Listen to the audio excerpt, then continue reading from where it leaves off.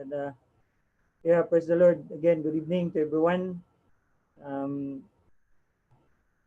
okay, Brother Joel is already there. So, ipilitan na tayo nito uh, bigay na English kahit papano. Okay, my topic that I'm going to use this evening is about daily Christian duty, our daily being Christian duty. Okay, um, we have a lot of duties, no, especially for the parents and yeah, for the students. Right now, the students are very busy to do their job, to do their duty in life, being a students, to do their school works. It's a lot of things that we are going to do in this life. The same with the parents, no? For me and Phoebe, being a parent, have a lot of duty, not only for uh, the students in this COVID pandemic bring us to a lot of works, like not only being a parent, but also to be a teacher. No, sometimes yeah, I am the one who's sitting behind Marilyn to teach her, to guide her in her school. So and also yeah, Jeremiah and Phoebe is there also with Marilyn. Yeah, we have a lot of obligations, parents' obligations, and also students' duties, obligations, and but yeah, all of these things, brothers and sisters, is our responsibility being yeah, students, parents, and we need also to do the responsibility being our spirit-filled people, you know, being spirit-filled um, son and daughters of the living God, being yeah, chosen ones from the Lord, from our Father. Okay, that's why I use this topic about daily Christian's duty because sometimes we forgot already, no, our duty uh, in spirit, no, in particularly the spiritual works, no. So just to remind, just to inform everyone, also just to touch our mind and hearts that we are not yeah here just to do our job for ourselves only, but also for the Lord, okay, and for the fellowship itself. Okay, in Romans chapter 12, verse 1, uh, Jeremiah, lubat na yung ano ko. Okay, verse 1, I think um, we read from verse 1 to 20, I think, if it is, yeah. I beseech you, therefore, brethren, by the mercies of God, that you present your bodies as a living sacrifice, wholly acceptable unto God, which is your reasonable service. Okay, being spirit-filled, we have our um, responsibilities, no? To our Lord, to our God, about to present ourselves and to do our service, no, a reasonable service to Him. Okay, so we don't need to separate this from our daily duty in life, being yeah, uh, uh, parents, being students. Okay, we have also duties, another duties that we need also to do. This is the reasonable service to God. Okay, um, to be uh, it said in verse 1, beseech you therefore, brethren, by the mercies of God, that you present your bodies as a living sacrifice, holy. Okay? Um, present our bodies as a living sacrifice, holy. Okay, is um, I cannot see in English. My thoughts in English is very short. So, ang nais ng Diyos sa atin, okay, na bagamat tayo ay may mga pinagkakabalahan sa buhay natin ito, hindi natin mapabayaan ang ating mga sarili bilang isang mga anak ng Diyos, bilang isang mga banal na tinawag ng Diyos, na ialay natin kahit papano, no, sa kabila ng kabisihan natin sa buhay na ito, mabigyan pa rin natin ng kahalagahan ang pagkatawag sa atin ng Panginoon. Okay? So, in verse 2, and be not conformed to this world, but be transformed by the renewing of your mind. Okay? And that you may prove that is that good and acceptable and perfect will of God. Life to be transformed. Okay? It's very important. When we came to the Lord, when we born again by water and the Spirit, we are now a new creation. Okay? We are not anymore from our old personality. Okay? We are now sons and daughters of the living God. The Holy Spirit is in us right now for us to be a new creation by the Lord. Okay? So we need to be transformed, not to conform to this world. Okay? We need to be separate. We need to do different from before. Okay? So, ang maging tama sa sarili, o maging tama sa kapatid, sa lahat, ay ang ating pangunahin, at higit sa lahat, maging tama sa harapan ng Diyos ay ang ating pangunahing responsibilidad na ngayon. Ang ating daily duty being Christian, being son and daughters of the living God. We are not anymore from our old habits. Okay? We need to be transformed. If we are still doing things like before, okay, we need to be transformed, brothers and sisters. We need to do things right now, more things from the Lord and for the Lord. Okay? For our salvation too. Okay?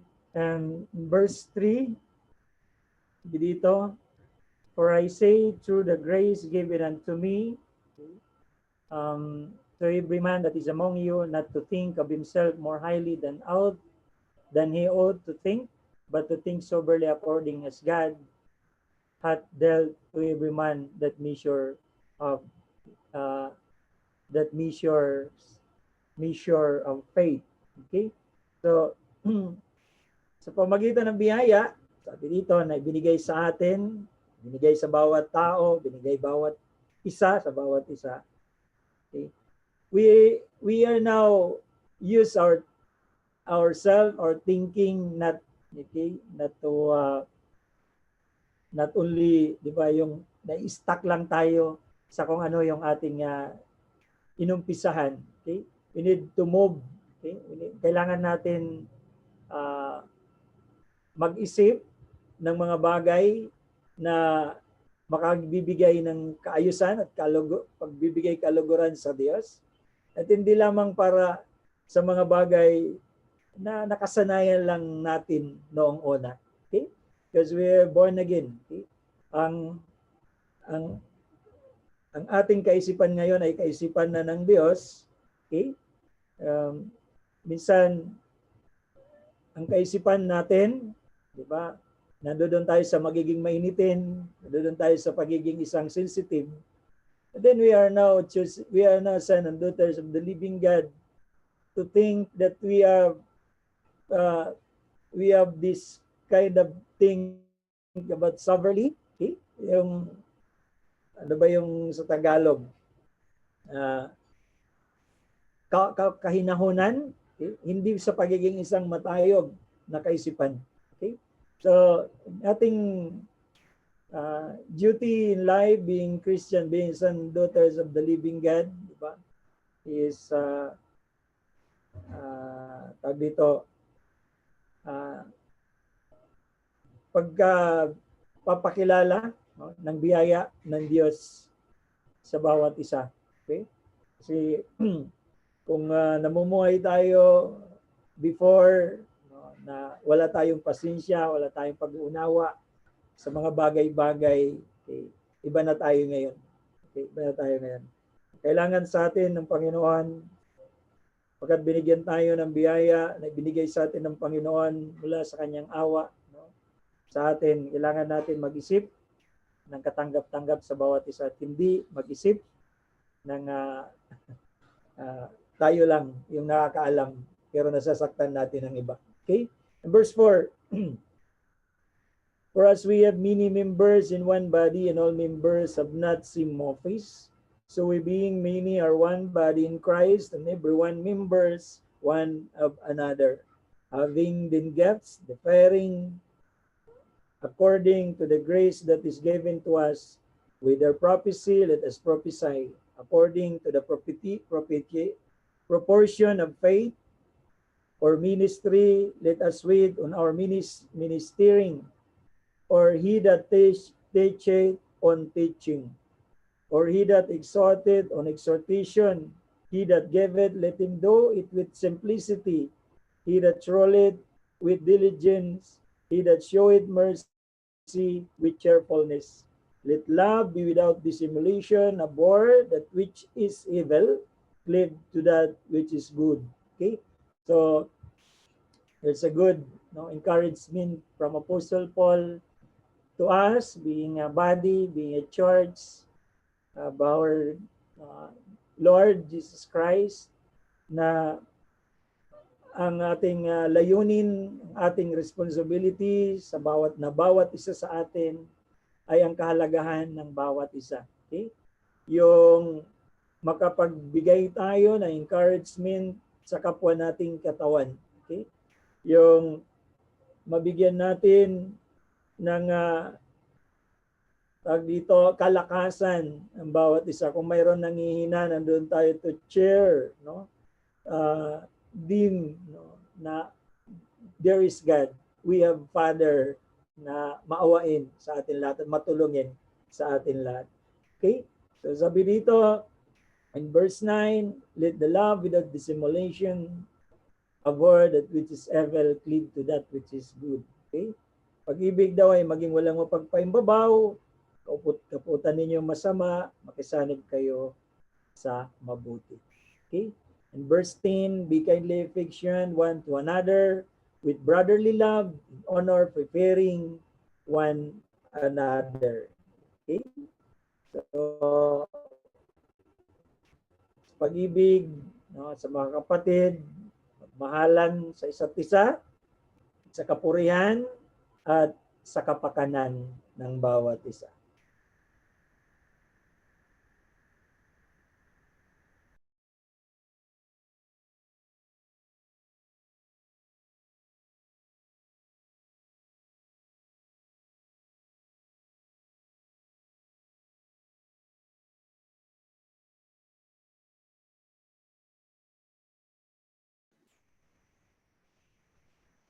Aghang.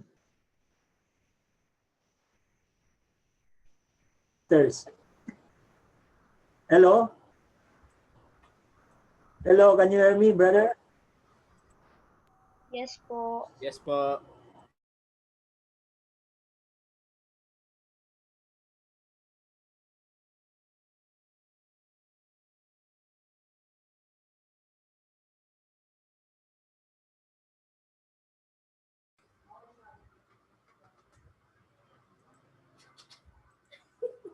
Hello?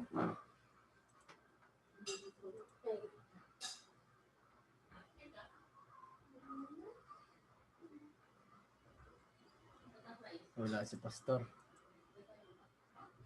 Wait, let us wait for a bit while they reconnect.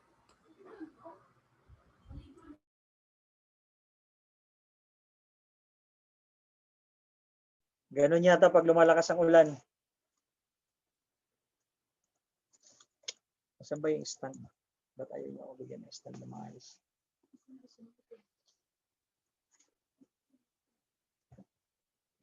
Hello, naririnig niyo ako? Naririnig, Pastor. Naririnig naman. Okay, pasensya na at Lumakas ang ulan, nawala yung wifi. Okay, nagpunta ako sa isang malupit na cellphone. Sinsya na. Okay, so, wag na i-record kasi putol. Siguro ikakat ko na yung Romans chapter 12. Punta tayo sa Psalm 61.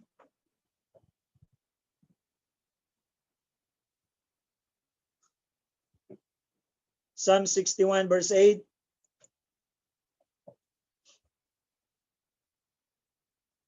Okay. Sabi dito ni King David, no, yung mga awit. So, will I sing praise unto thy name forever, that I may daily perform my vows. Okay? So, sing praises, no? Performing our vows. No? Kailangan nandoon tayo sa laging kasiyahan, laging masaya ang puso para sa Panginoon. Laging masaya ang puso, diba? Bilang anak ng Panginoon. Dapat nakatuon ang lahat sa Panginoon. Okay? Being born again, meron tayong mga gampanin, our commitment sa Panginoon ay ang tuparin ng kanyang mga kautusan. Ang tuparin ang kanyang mga salita at manatili tayo sa pag-asa na hawak-hawak natin ang pag-asa para sa buhay na walang hanggan. So para sa pananatili ng pag-asang ito, kinakailangan masaya ang ating mga puso. Kailangan masaya tayo sa piling ng Panginoon. Okay? So babalik ako sa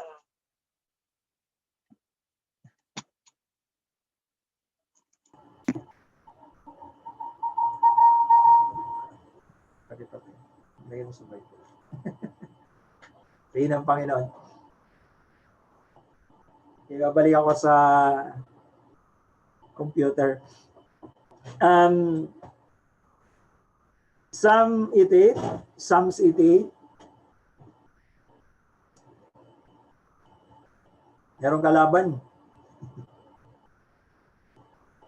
In verse 9,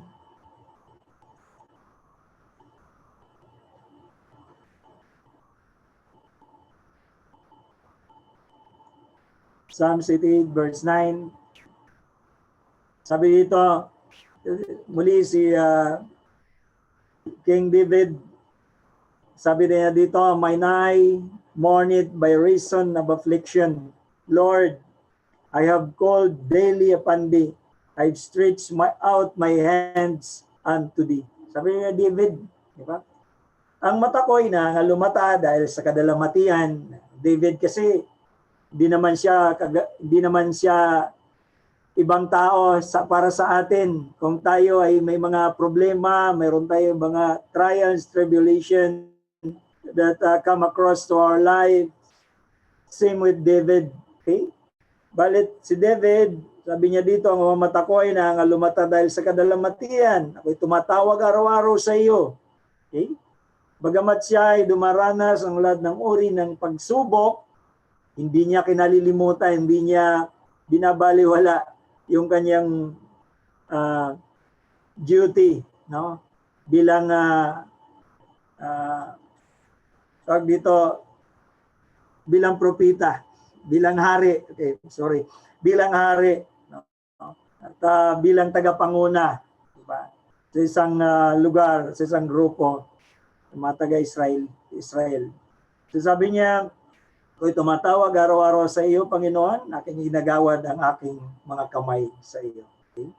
So, lahat ng araw, lahat ng oras, si David, his daily duty is to ask the Lord, okay, for him to help, no? Para tulungan siya, para bigyan siya ng karunungan, kaunawaan. The same with us, brothers and sisters. We are not hindi tayo lusot, hindi tayo ligtas sa lahat ng uri ng pagsubok.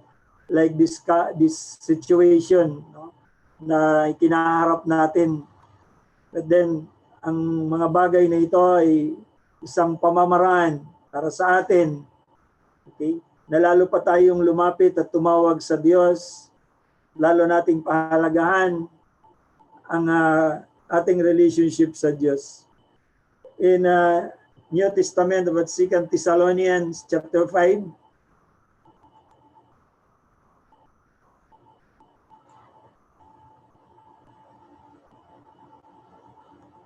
is Apostle Paul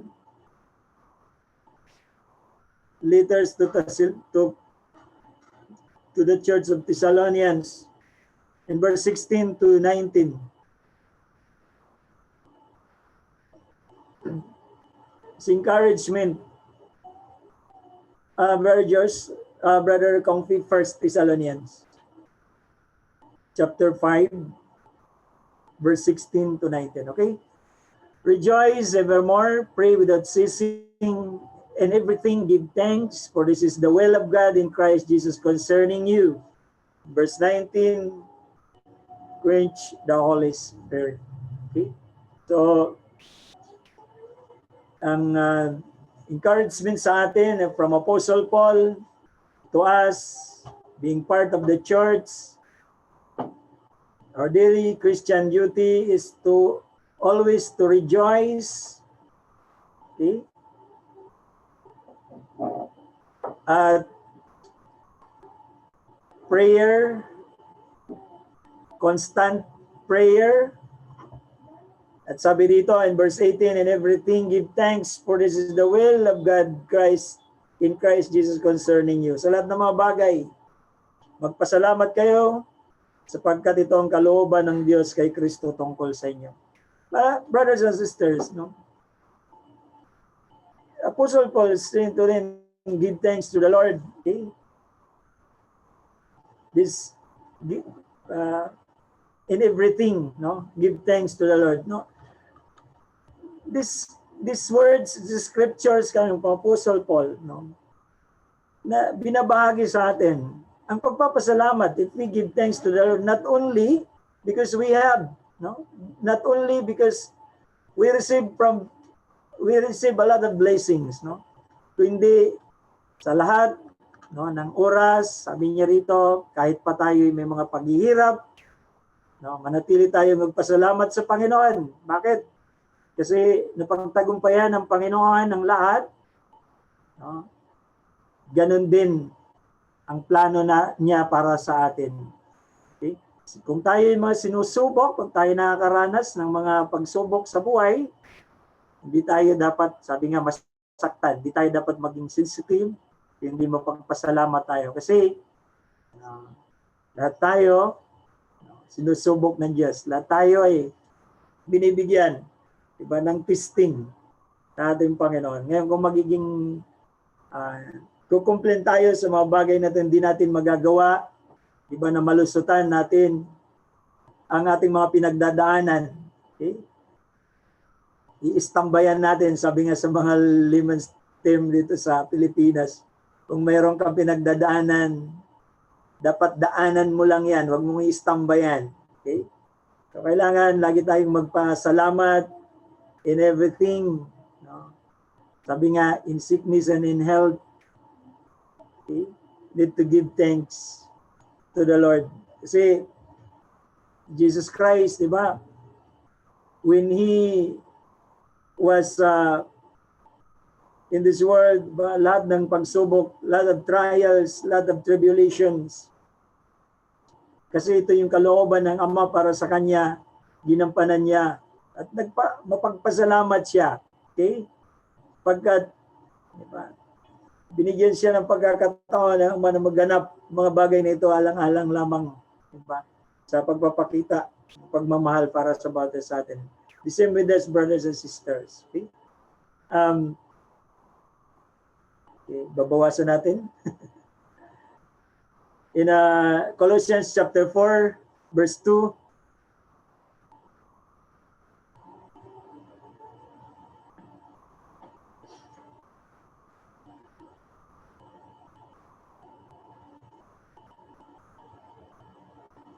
continue in prayer, and watch in the same with thanksgiving.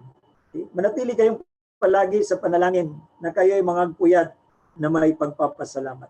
Our daily duty being Christian, being son, daughters of the living God, okay, is to continue in prayer is very important. Okay? And watch, no? Sabi nga dito yung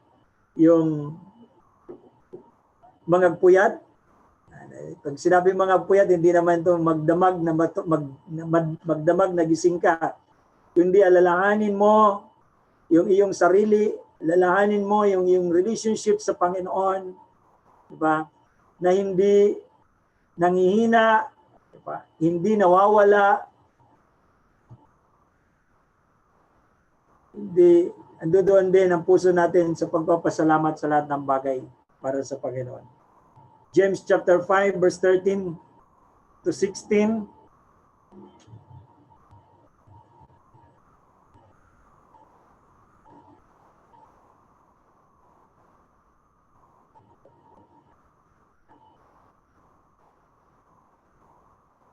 Okay. In verse 13, is any among you afflicted? Let him pray. Is any merry? Let him sing psalms. Verse 14, if any sick among you, let him call for the elders of the church and let them pray over him, anointing him with oil in the name of the Lord. And then verse 15, and the prayer of faith shall save the sick, and the Lord shall raise him up, and if he have committed sin, they shall be forgiven him. Confess your fault one to another, and pray one for another, that you may be healed. The effectual fervent prayer of a righteous man availeth much. Okay? So, kung nasa paghihirap ka, kung nandurong ka sa mga trials and tribulation na naharap mo ngayon, kinaharap natin ngayon, ang encouragement sa atin ni Apostle James, okay? It's our daily duty to consult one to another and pray one to another. Okay? Yung hindi sarilinin, no? Hindi mo itago ang iyong paghihirap. Okay? Kasi kung ikaw may mga kinakailangan idulog sa Panginoon, and then medyo mabigat, maaari mo ring ito ibahagi sa iba para sabay-sabay natin itaas sa Panginoon. Kaya nga sabi diyan, di ba? Verse 16, sabi sa Tagalog, magpahayagan kayo sa isa't isa ng inyong mga kasalanan at ipanalangin ng isa't isa ang iba upang kayo magsigaling. Malaki ang nagagawa ng maningas na panalangin ng taong matuwid. Okay? Bakit inuutos sa atin ng Panginoon mula kay Apostle James yung mga bagay na ito? Kasi lahat tayo spirit-filled. Okay? Ang nagkakaisang paglapit sa Diyos bilang mga anak, okay? Kaya nga tayo binigyan ng Panginoon ng palatandaan nung nireceive natin ang banal na Espiritu upang ito'y magamit natin sa pagkakaisang pagtawag sa Panginoon. Okay? So, that's why in our fellowship, brothers and sisters, we have prayer requests. I always in the youngest meeting, youngest thoughts of the night, we have always like prayer points, no, asking their prayer request. No? At na-encourage ako na sa tuwing nagkakarinig ako sa kanila when I heard coming from them about these things, because they are just they are young people, but then they are already tawag dito, reaching out one to another with a brotherly love. Okay? Yung nagkakaroon sila ng encouragement sa bawat isa. So, bilang mga magkakapatid at mga young people, no? Mga batang to. So then, na-encourage ako sa kanila. every time that we have prayer, before the closing prayer, they have prayer points, prayer requests. Okay? Almost most of them, okay, are saying or giving the request to the Lord. Okay? So it is sometimes we do not think about this, that this is one of our duty, part of our duty, okay, is to consult one to another. Okay? And Luke chapter 9, and verse 23. Siguro hindi ko na kukunin yung kabuuan.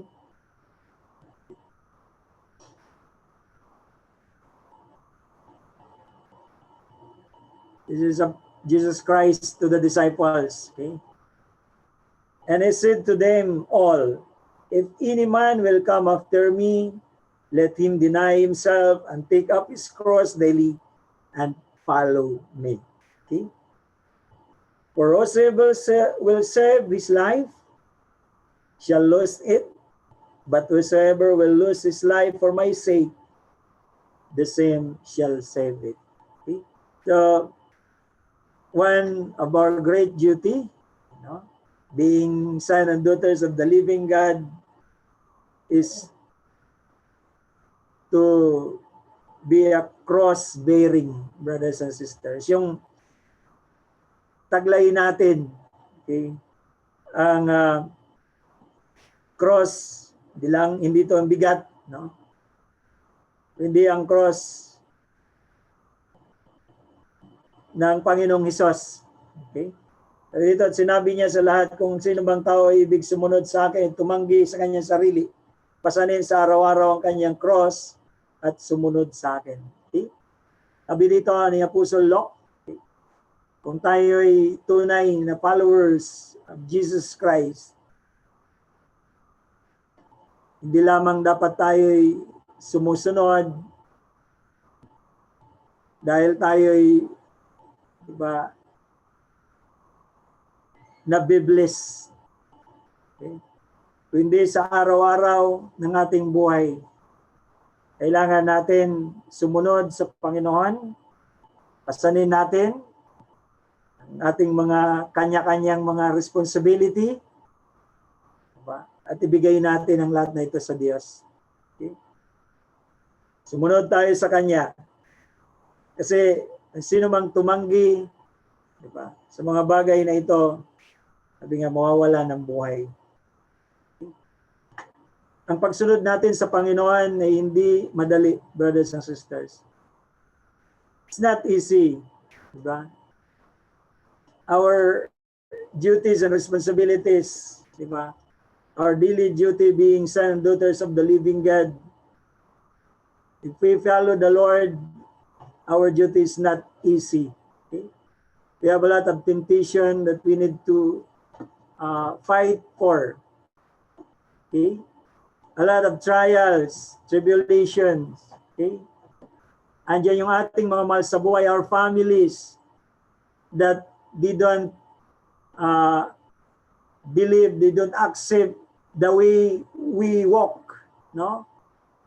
And sometimes, diba, our friends, diba, yung friends natin, na close friends na hindi natin matanggihan, okay? At minsan, nauna natin yung ating pagpanig sa ating friends kumpara sa pagpunta natin sa Panginoon. Okay?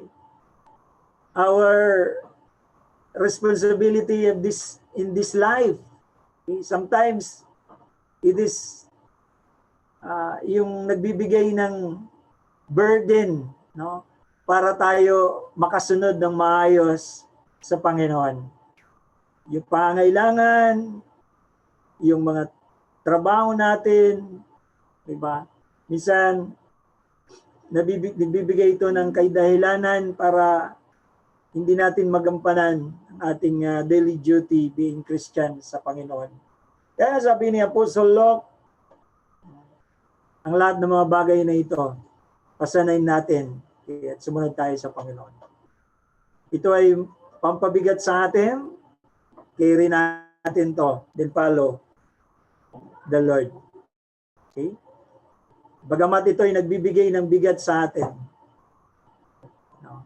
Kailangan natin itong dalhin, kailangan natin itong kayanin at sumunod ng may kaayusan sa Panginoon. Remember in Mark, in the scriptures about seek ye first the kingdom of God, okay, and His righteousness. All the things shall be added unto you. Okay? Maraming nakikita tayo sa mundong ito na kung titingnan natin madali, diba? Madali natin puntahan kumpara sa pagpunta natin sa harapan ng Diyos. No? So, unahin natin ang anong mabigat.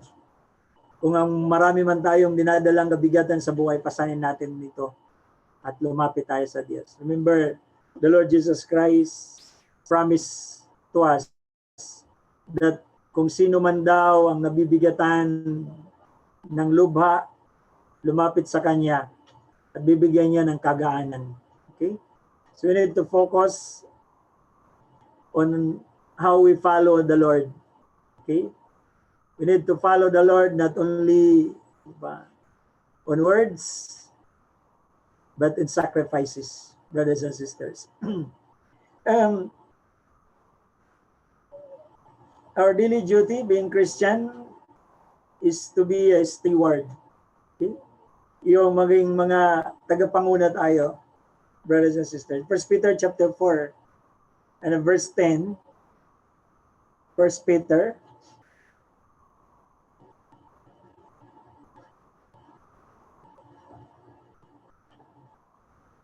chapter 4 and verse 10. As every man hath received the gift, even so minister the same one to another as good stewards of the manifold grace of God. Okay? Sabi dito na ayon sa kaloob na tinanggap ng bawat isa, ipaglingkod sa inyo rin, na gaya ng mabubuting katiwala, masaganang biyaya ng Diyos. Okay? So this is one of great duty that we have coming from the Lord. Apostle Peter is telling to us, okay, that when we receive the gifts, we receive the gifts, coming from the Lord Jesus Christ, and this gift, different gifts. Okay, there's minister. Kung ating babasahin ang lahat ng mga scriptures dyan, di ba? Iba-iba ang kaloob na binigay sa atin ng Panginoon. But then, sabi dito, ipaglingkod natin kung ano man kaloob na ito para sa kapakanan ng bawat isa. Okay? As a good steward, the manifold grace of God, sabi dito, as every man hath received the gift, even so minister the same one to another. As a good steward. See?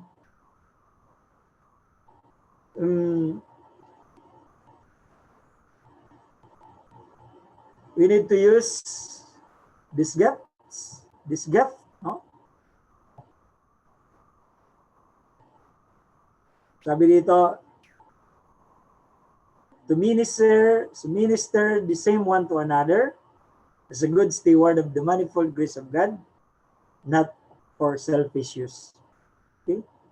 Kailangan sa kapakanan ng bawat isa. In Matthew chapter 10,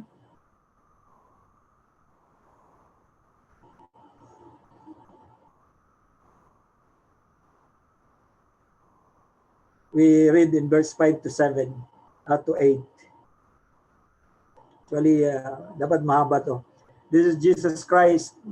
He gathered all His disciples. In verse 5, these 12 Jesus sent forth and commanded them, saying, go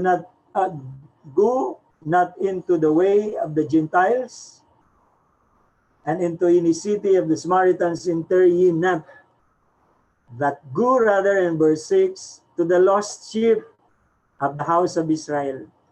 And in verse 7, And as you go, preach, saying, the kingdom of heaven is at hand.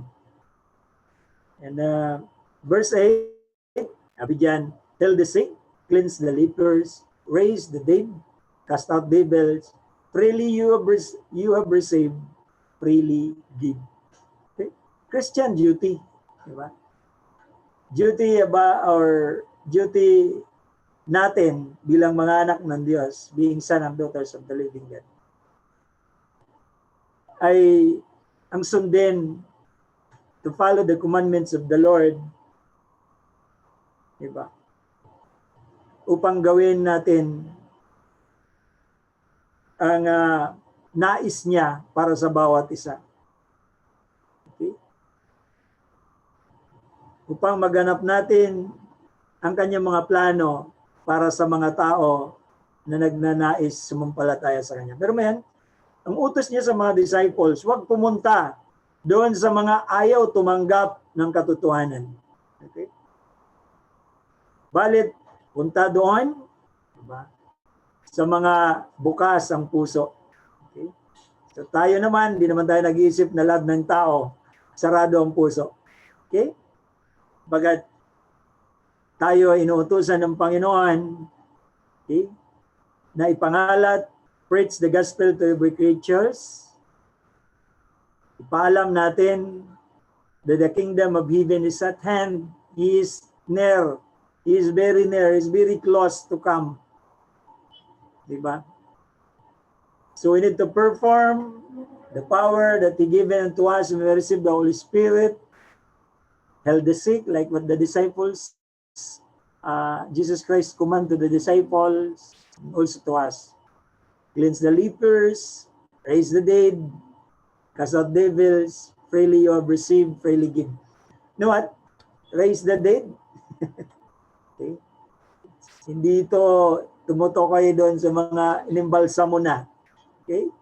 Kundi doon sa mga puro kasalanan ang kinaharap araw-araw. Okay? Nais ng Panginoon para sa atin ngayon.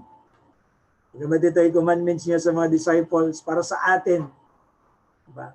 Kailangan tayong bumuhay ng mga patay. Okay? Kailangan natin ipaalam na may buhay na walang hanggan, okay, sa mga tao. Matthew chapter 28, sorry. Another daily Christian duty. Matthew chapter 28, 19 to 20.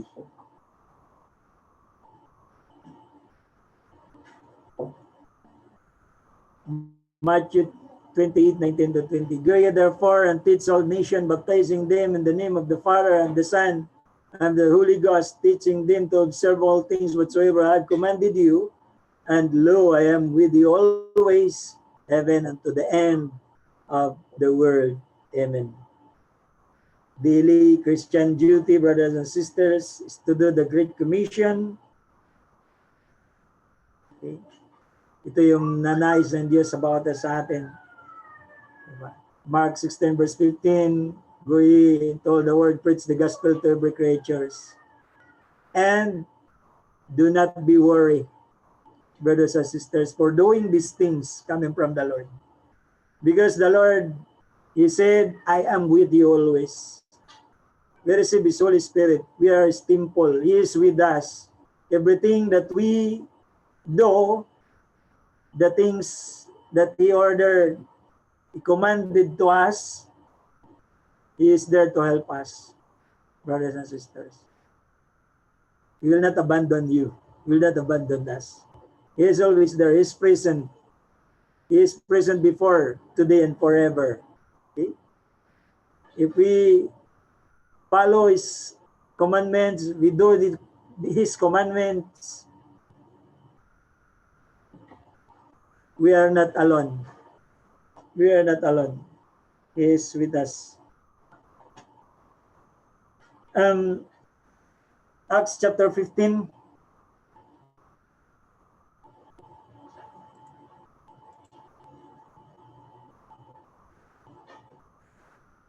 Verse 22.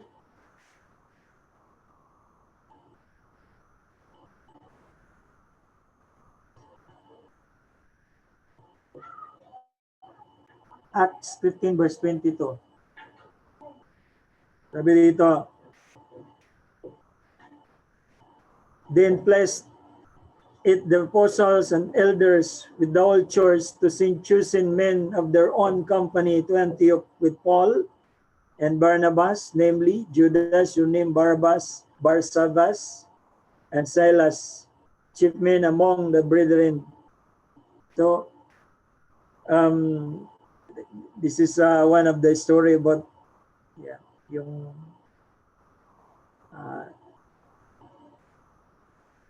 basahin ko sa Tagalog, na magkagayoy minagaling ng mga apostol at ng matatanda pati ng buong iglesia, na magsihirang ng mga tao sa kanilang mga kakasama at suguin sa Antioquia na kasama ni Pablo at ni Bernabe, si Judas na tinawag na Barsabas at si Silas na mga nangungulo sa mga kapatid. This is the duty of the whole church, no? Yung first church na kung saan tinanim, di ba, ng mga apostol para magampanan ang gawain ng Panginoon. Nagtatatag, pumipili, diba, ang mga kapatid, mga apostol, ng magiging mga katulong para sa layunin ng paglilingkod sa gawain ng Diyos at para sa layunin mapaglingkuran ang bawat isa. So ang duty ay ang patibayin ang mga kaluluwa at hindi mapabayaan. Okay? That's why they send chosen men to their own company to Antioch with Paul, Barnabas, okay, and other men. So, ang duty, ang daily duty, no, ng mga dinadalang ito ay patibayin ang gawain ng Diyos at hindi mapabayaan, hindi mabaliwala. Okay? So, be sing with us, brothers and sisters. We have fellowship, we have meetings, we have a lot of activities, spiritual activities in the Philippines. Okay? We have leaders, we have men, but we need to support each other. Okay? We need to support each other. We need to work in one mind, in unity in spirit. We need to work for the Lord. Okay? So, lahat tayo ay inutusan, lahat tayo ay binigyan ng karapatan para gawin ang mga bagay na ito. At hindi natin mapabayaan ang gawain ng Panginoon, hindi rin natin mapabayaan ang pangailangan spiritual ng bawat isa. Okay? This is our daily duty. This is our daily duty. 1 Timothy chapter 4.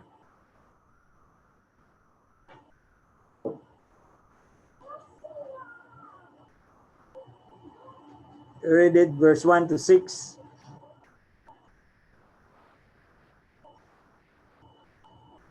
First Timothy chapter 4, 1 to 6.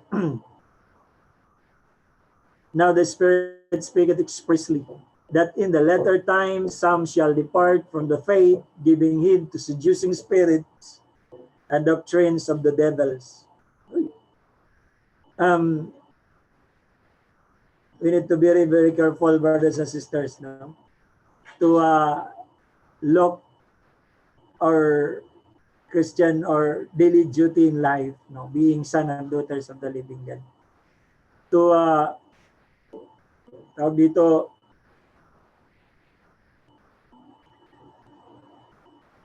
na maingatan natin, di ba, ang ating relationship sa Panginoon, sapagkat darating, di ba, may dumarating at darating, di ba, ang kalaban upang ma-mislead tayo, ating focus, ating relationship sa Panginoon, at agawin tayo sa ating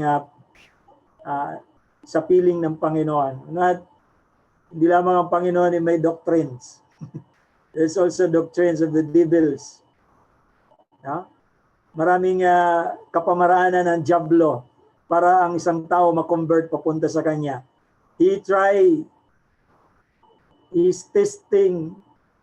to test Jesus Christ. Okay? When Jesus Christ fasted 40 days and 40 nights. Okay? Meron siyang doctrine. Devil, he has a doctrine to seduce, di ba? The spirit-filled people. To tawag dito, akitin ang mga anak ng Diyos para bumaling sa Kanya. In verse 2, speaking lies and hypocrisy, having their conscience seared with a hot iron. Verse 3, forbidding to marry and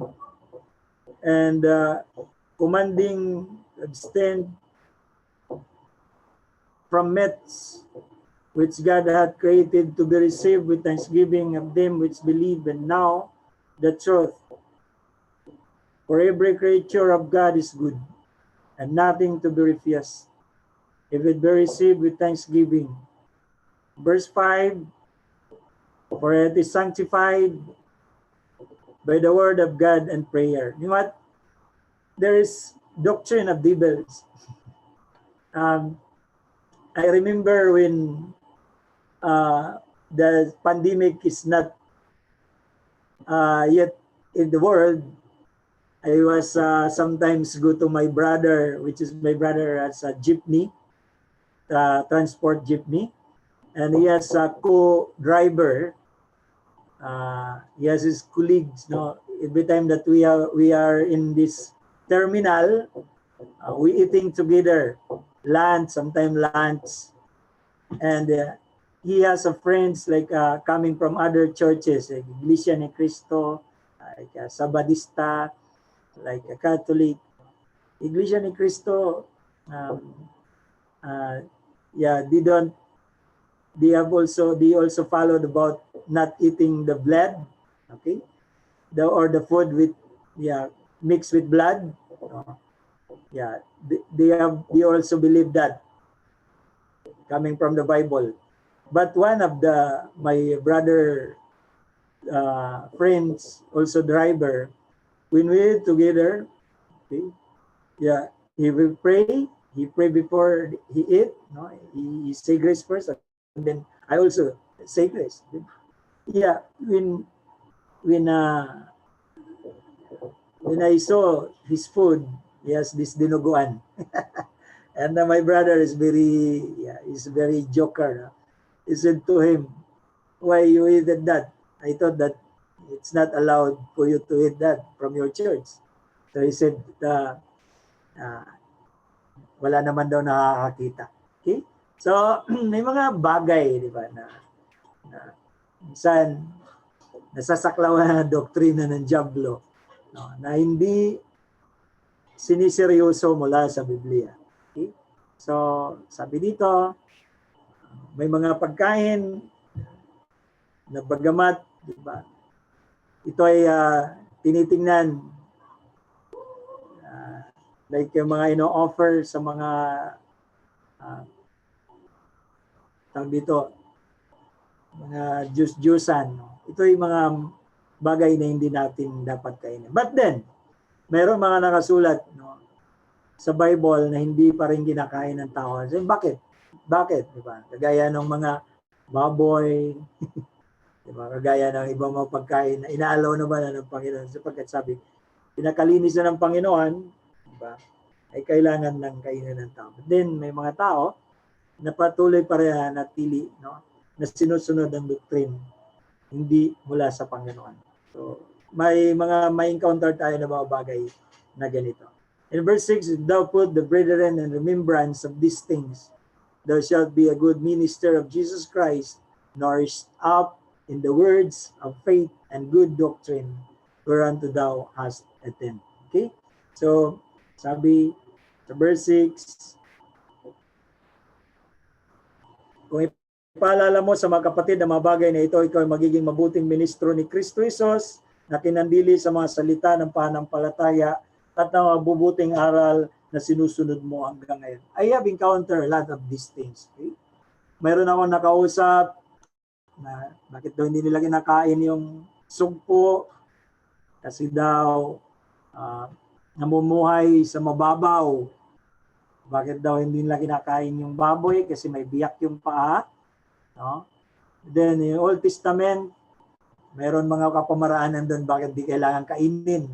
Ang baboy kasi noon, di ba, ay mga laya. Okay? Hindi kagaya ng mga baboy ngayon na nakakulong at inaalagaan para kainin. So, yung mga bagay na ito, pinakalinis na ng Panginoon. So, maraming bagay tayo na dapat i-inform sa bawat isa. No? At mga bagay na dapat hindi gawin ng bawat isa. Okay?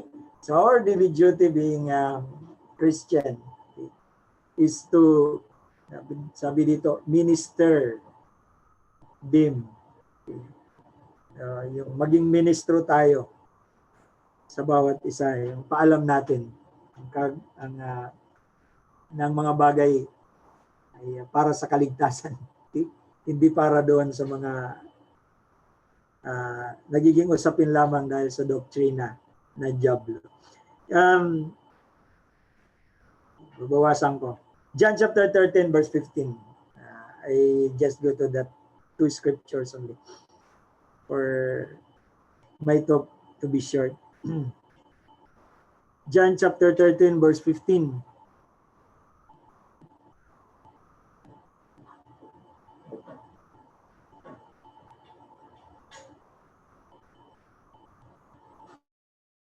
Sorry. John chapter 13 verse 15.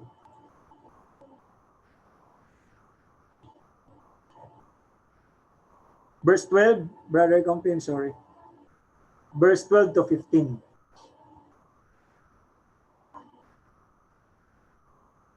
So after he had washed their feet and had taken his garments and washed it down again, he said unto them, know you what I have done to you?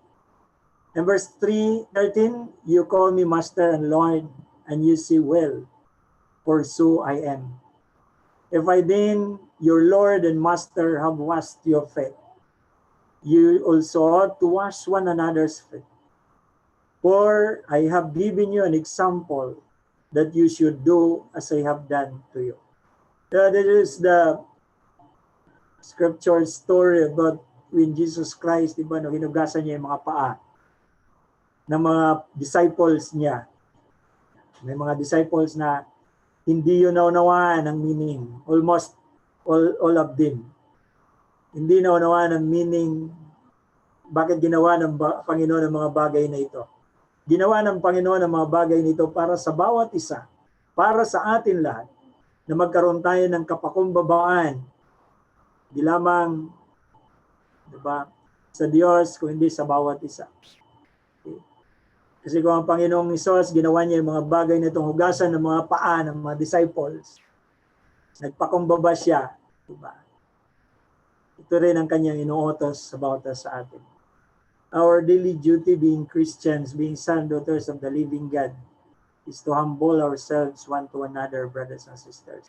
Okay? In verse 15, for I have given you an example that you should do as I have done to you. Okay? So, lahat naman tayo manggagawa ng Diyos, lahat tayo mananampalataya ng Diyos. Our purpose and duties is pahalagaan natin ang ating kaligtasan, ang ating relationship sa Panginoon.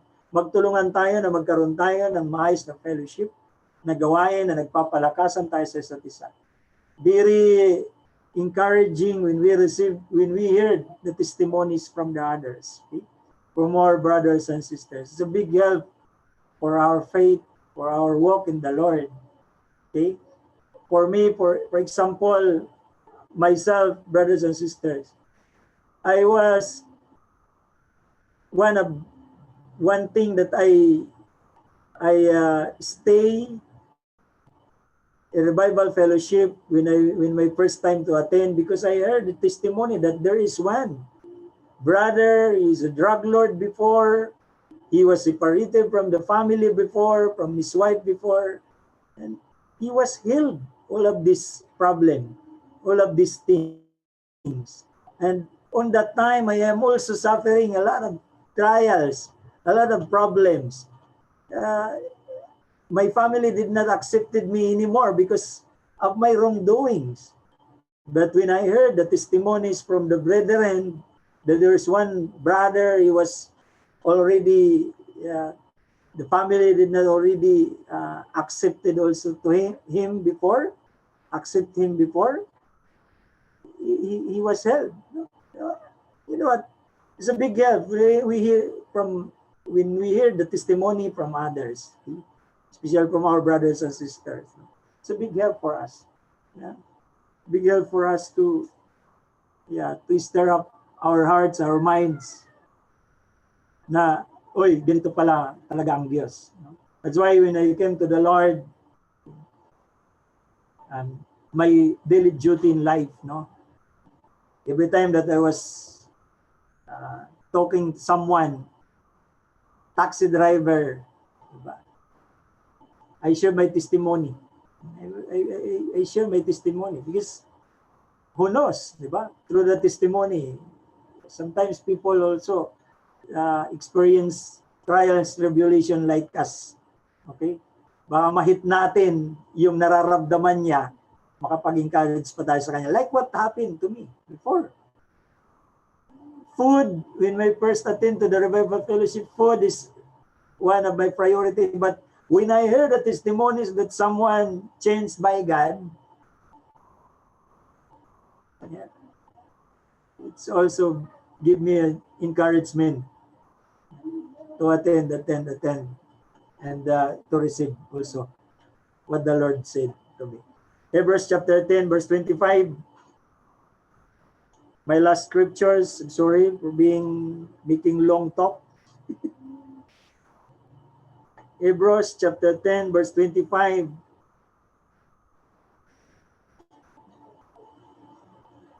Not forsaking the assembling of ourselves together as the manner of some is, but exhorting one another, and so much the more as you see the day approaching. And in verse 26, sabi dito, for if we sin willfully after we have received the knowledge of the truth, there remaineth no more sacrifice for sin. Okay? So brothers and sisters, important, di ba, na tayo'y laging nagkakatipon, importante na lagi tayong nagsasama-sama upang papurihan, to worship the Lord in spirit and in truth together. Diba? Not the habit of some is, no, na parang yung religious thinking lang. Okay, religious thinking. I heard a brother that when he's still in an old religion and in his past religion, like when he's still Catholic, no, he was go to church when he has a new clothes, new dress, or yeah, he was go to church when he has a date from his girlfriend. Okay, so it is now reminding us, brothers and sisters, Apostle Paul, no? In verse 25, that was seeking the assembling of ourselves together as the manner of some is. It is our duty. It is our daily duty, brothers and sisters, to come together, have unity in mind, unity in spirit, unity in love, love one to another, encouragement one to another. Okay? And sabi dito, sapagkat kung ating sinasadya ang pagkakasala at pagkatapos na ating matanggap ang pagkakilala sa katotohanan, wala nang natitira pa tungkol sa mga kasalanan. Yung what? Kung nasa labas kasi tayo ng katawan ng Panginoon, kung tayo ay hindi nakikiisa sa bawat mga kapatid natin sa pagpupuri sa Panginoon at pinababayaan natin ang ating duties and responsibility being Christians, being sons and daughters of the living God, hindi malayo, okay, na mauwi muli tayo sa mga pagkakamali at pagkakasala at sira ng ating relationship sa Panginoon. Now remember, brothers and sisters, the Lord Jesus Christ is coming back not to die again. Okay? Not to die again, but to judge. To those who follows His commandments, to those who do the work of Him, from Him. Okay? So, that's all. And God bless. Thank you for listening to my